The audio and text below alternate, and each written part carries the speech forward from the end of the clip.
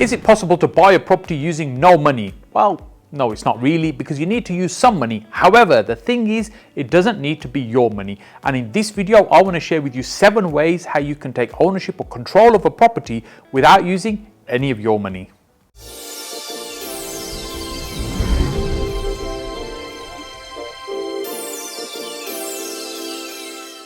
Hey, if you're watching my videos for the first time, my name is Saj Hussain, and on this channel I share with you my 15 plus years of property investing experience to ultimately help you get further faster in your own property investing journey. When it comes to buying property or owning property, and when you're starting with very little or no money, one of my most favorite strategies is the first one I want to talk about. Strategy number 1 is buy now and pay later. Heck, what does that even mean? How can you buy property now and pay for it later? Well, really, it's about controlling the property now and paying for it later. Sometimes people refer to these as purchase lease options or lease option agreements, PLOs. Essentially what you're doing, you're agreeing to buy a property at a future date, known as an option agreement. So you have the right to be able to purchase a property at a set price in a certain time frame. For example, you're purchasing a property for £100,000, but you're going to pay for it in 3 years' time. Now, during that time, you have no right to use that property. You've just got the right to buy it. So what you do, you tie in with a lease agreement as well, which also then gives you access to the property to be able to use the property during that time frame. So you might also have, say, a 3-year lease agreement with it, hence the purchase lease option in terms of how the agreement is put together. And what you might be doing during that time, for example, you might be renting out, you might convert it to a HMO to get a much higher income coming in from that property. And then within 3 years, you're purchasing that property and pay for it at that time. So you're not paying for it right now. With this strategy, it's really about finding people that are motivated and keen to be able to move on from their property and creating a win-win scenario that works for them and works for you in order to put that transaction together. In the early part of my property investing career, I'd love using this strategy, and the reason being because you can put some really clever and smart deals together with literally putting none of your own money into it. Now, there's a small amount of money you might need to be able to cover the legal cost to be able to structure a deal and be able to put it together. And remember, you're taking on the obligation of the debt on that property as well. You might be paying a monthly fee, so you are committing to certain amounts of money. It's not that you don't need any money whatsoever. But the point being, you don't need any money at that moment in time to be able to take control of the property and be able to benefit from it as time goes on. There are a few different ways that I've utilized these strategies, but 2 of those have been my favorite type. One is where once I've got control of the property, I spend some money improving the property, make it much nicer. So I'm spending a little bit of money on the property and maybe some elbow grease as well to make it much nicer, and then selling the property on fairly quickly and essentially making a profit on that. So I've taken control of the property, I've not purchased it, I've improved it and sold it back on. Some people refer to this as an assisted sale. The other way I've done this is where I've taken it on and then converted it to a HMO to be able to get a much higher income from that property during the time frame I'm holding it, and then at the end of that be able to purchase that property because now the value's improved based on the income that it's generating. Now, before we talk about strategy number 2, what we mentioned earlier on is to buy property, you need some money. It needs to come from somewhere. It doesn't necessarily need to be your money. And this is what strategy 2 really focuses on. It's other people's money. There is so much money around us, and often if we can put a deal together that means it can produce a great return, it's not that difficult to find somebody who'll come and work with you, who'll fund it so you can share the profit, for example, or maybe even you're just giving them a fixed return on their investment in the property with you. Within this strategy, your role is really finding how you can create massive value for the person that's going to be investing with you, because they're going to invest with you, they're going to want a return. You've got to be able to create some return from that property for them. Just because you found a property that you think is a deal, that deal needs to translate into profit and value for your investor. So you need to be able to work out, right, how is it you're going to make some money from this property? Is it cash flow? Is it you're going to develop it and sell it on and flip it on? Are you using a BRR type strategy? Whatever it is you're doing, how is it that your investor is going to benefit from that, and why is it that they would invest with you? When you can understand that and you get that right, as I mentioned, it's really not that difficult to find people who want to come and work with you and fund deals for you. This has been primarily the way I've grown my property business over the last 15 years. With strategy 3, sometimes we'll be speaking to a seller when we buy the property from them, they're going to end up with a lump sum of cash. It might be they've not even got a mortgage on it, or maybe they have, and even once that mortgage is paid down, they're sitting on a lump sum of cash. However, they don't need all that money right now. So this is what we call vendor finance, and this is strategy number 3, when we use the seller and the seller's money to help us structure the deal. So one of the deals I did recently where we were purchasing a property, it's just over £200,000, and the sellers of that property had 3 partners in it. One of them wanted to get out of the transaction, transaction. I wanted to sell and take his money. The others weren't really that fussed. They were quite happy keeping the property for now. So the way we structured the deal was that £100,000 of their money would be paid to them in 2 years' time. So that meant that I didn't need to pay them all the money at that stage to buy the property. Yes, we purchased the property for 200 and something thousand pounds. We used 100,000, effectively their money, and the rest of the money came from another investor as well. So that meant effectively it was other people's money that used to buy the property, but one of those people that were other people was the seller of the property and the money that they would have got from the transaction. Now again, you've got to think about why was it somebody would do that? Well, ultimately you've got to structure in a win-win that works for them. In this situation, what it meant is we could get a speedy transaction done that met their requirements, that meant that they could raise the money to pay the other person off that they needed to, and the rest of the money they didn't really need right now, so we created a great deal for them. Now it might be that you pay interest on the deal, that money that you've got from them might be that you've just agreed to make the deal work for them. In my case, it was a 0% interest over 2 years.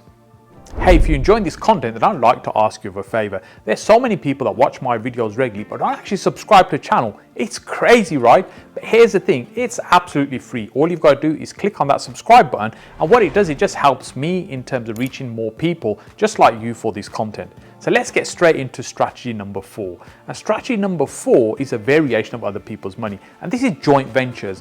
Now the way joint ventures are different because really what you're doing is relying on profit share. Now, when you're talking about other people's money, often it's short term, it might be a year, it might be 6 months, and you've got to put that money, you've got to turn that money around and hand it back to the investor. With joint ventures, generally they can be much longer, or there might be a number of deals that you're doing where you can do a number of properties. So for example, I work with joint venture partners where they fund the deals for me, we do the purchases, we do the renovation on those properties, often we convert them to high-end HMOs, then we'll refinance them, we get a big chunk of that cash back out, and then we'll go again and do another deal. It might be 3, 4, 5 that we intend to build together as a portfolio. So it tends to be a long-term partnership.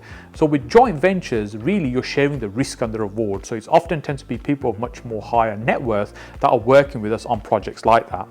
Ultimately, what it means is we're not putting any of our money down into the deals, we're bringing all the value to the table, they're bringing the money to the table, and we're making it work for everybody involved.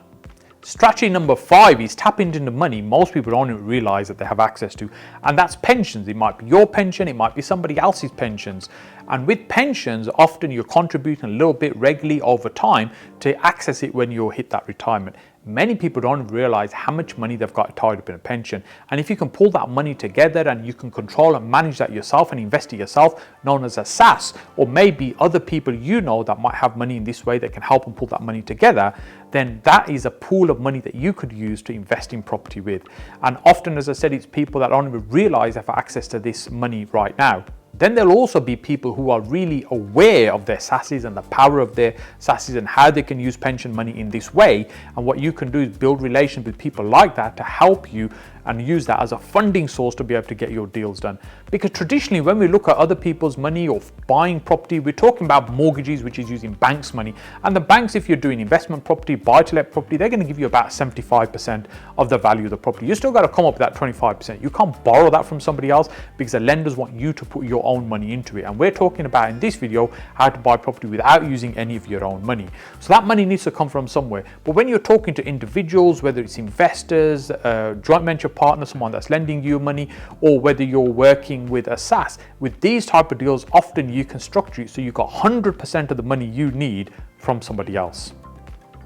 Strategy number 6 is using alternative types of mainstream funding. So with mainstream funding, as we we're just talking about, it tends to be mortgages. However, there's also bridging loans that you can tap into, there's crowdfunding you could tap into, there's development finance, and these tend to have a much more broader criteria, much more flexible criteria in terms of how you can utilize that money. So for example, if you're doing a traditional buy to let and it's a 75% loan from the bank and you're putting 25% of your money in, then the bridging companies and the development funders, they're probably not going to be able to fund anything much different. However, if you've got something quite creative where, for example, you've got control of a property, maybe via an option agreement we're talking about earlier on in strategy number 1, and then you apply for planning to improve or change what you can do with that property, and that increases its value quite significantly, you could probably tie that in with development finance where they'll fund most, if not all, of the deal and also drip feed out the money that you need to develop it out. So essentially what you're doing, you're using strategy number 1 to control the property, then you're using this strategy to use development finance to be able to fund and develop it all out and take the profit out of it. Now, of course, there's a lot more detail to this in terms of how you do it, but what I'm trying to do in this video, just spark your thinking about how it's possible to be able to get involved in property, buy property, control property without using any of your own money. Strategy number 7, the final in this series that I want to share with you, is using business money. Business money might be companies that either you own or it might be somebody else's company that's got surplus cash that they're sitting in that business. And often it might be taxation money they've allocated to one side, or it could be surplus profits they've built up and retained within the business. But there's often many businesses that are fairly cash rich because they're good at what they're doing, they generate the profits, but actually they don't need that profit to be able to keep growing. So for example, if it's like a business that buys and sells things, they might be buying stock in and selling it for a profit, and then they utilize that money to buy more stock. However, a services business, for example, might be delivering a service and they make some money, but with that more money they've made, they don't need more money to be able to keep growing necessarily. So they're very good at churning in the cash, and they're sitting on surplus cash and they're not necessarily sure what they want to do with it. You can structure short-term lending with them where they're working with you, funding deals for you, and you can get 100% of the money from that. This is something I've done a number of times with business people. Effectively, it's a little bit like other people's money, but rather than individuals, it's the businesses that you're tapping into and the liquidity that sits inside those businesses. In this video, I've barely scratched the surface on how you can control and own property without using any of your money. One of the key ones we've talked about is using other people's money. If you're keen to learn more about that, I've got this video lined up over here for you in what you need to do, how you can go about raising money from other people. But just before you go and do that, remember what I said earlier, most people don't subscribe to the channel. Don't be one of those. Click on my face down here, subscribe to the channel, and I look forward to seeing you on this video just over here.